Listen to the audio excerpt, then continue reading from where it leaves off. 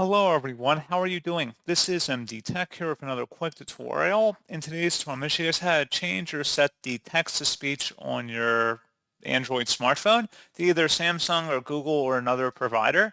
So this should hopefully be a pretty straightforward process here, guys. And without further ado, let's go ahead and jump right into it. All you have to do is swipe up on the home screen and you want to select the settings button. Go ahead and select that.